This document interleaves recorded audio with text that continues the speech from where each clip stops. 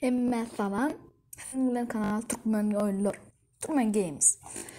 Bugün biz PUBG'ni hazır atqalan oyunlar. En popüler oyunlar atqalan oyunlar biri PUBG Mobile, net Nox'a geçirmelerini barlar. Bu videonu men ne için düşürdüm?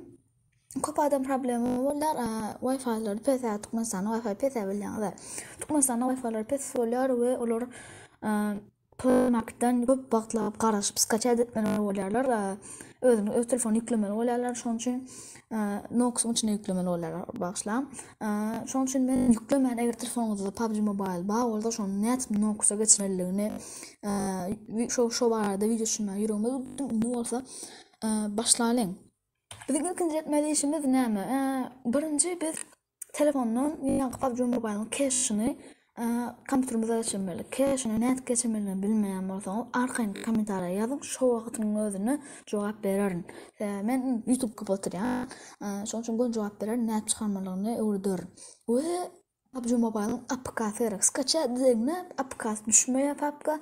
Onu bilmeseniz onu etmeye ansat. Yani bir taraftan kıymalı mümkün. Yes Providnik deyip de program var. Şunu sizin rezervirovat. Danlayı deyip şunu basıp ondan sonra çıkarıp boylar aplikasını. Eğer xas qo'yib tushundirmamni istasangiz onu kompyuterdan men arkayın size yo'yta tushuntirirdim. Endi siz bu ikkisini eshitib edilgan ekan etdingiz, yana cache'dan chiqardingiz, APK fayldan chiqardingiz. Endi biz nima etmeli? Birinchidan ilk bilan cache'ni geçirelim. Cache'ni geçirmek uchun nima etmeli? Girias Nox'ungizda fayl degan papka girias. Endi sizning option papkalar chiqar. Endi şunun için nima etmeli başta?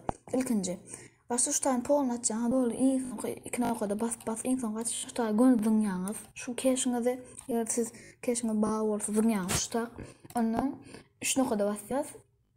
Şuna kadar başlayalım. Şuna kadar değil yanına kadar loop'a basacağız. Ne post görmek için ne berdenem com.public deyip edeceğiz. .public öyle ne post ettim onu çıkardı. Şu eğer şu tane ne adda varsa şu tane yazıyorum. Menki boştur. Men prosto misal edip alıyorum.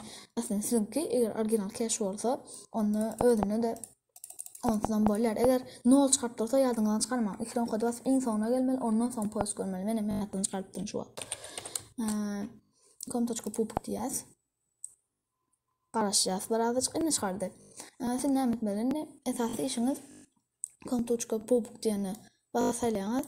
Ve hazır bir cımdı. Ben şu bassanız benki boş. Eğer siz video ettiniz. Sonra eğer şu da ben şuna bir noktadır bassanız video ettiniz. İlk şu kıyındat yok. Size benki diyen yok olan sebebi video etip koyuptum. Görmendin. Onun için video ettiniz. Şuna bassanız şuna. Ondan sonra izağa ettiniz. Yeni kını kodu. Yeni kını kodu bassanız. Ondan sonra sizde kart açacağınız. Sizde kart. Giriniz Android, OBB. Ne şuna basıp şuna kadar basıp permissit videolarını suda basacağız. Menki geçmedi. Sebebi men papkam boş. İçinde hiç fayl yok. Mesela için şunyalık fayl yok. İçinde men papkam sebebi boş. Men prosto misal için size şunu koydum. Size yan koyular. Eğer koymasa komentarda arkaya yazıplarsın kömek edeceğim. Yani koyulaymalı yüz götür. Ne biz ne etmeli? Com.public et bolluk. Cache'nin indi PUBG Mobile özünü gönüştürdün yaz. Aplikasyon okutmak insan sakat göndüğünü bollu. Men etmediğim sebebi mende yan bar. Görüşünüz yalak. Sonuç men etmedi. Sizgi gönü tegelen iPhone'un sınavı kadar yalak. iPhone'un kıyalak başlarda tek sınavı kadar ödet oyunu. Bu arada dostlar, eğer siz bu videoya size kömek edemezseniz, uğramazsanız şu videoya like basın, komentar yazın. Eğer yeni bir sorunuz çıksa, bir zat bulmanız, arkayın komentarda yazın. Ben kömek ederim. Ben söz vereyim. Ne olsa sizlerle Türkmen Games. Sağ olun pasportum için.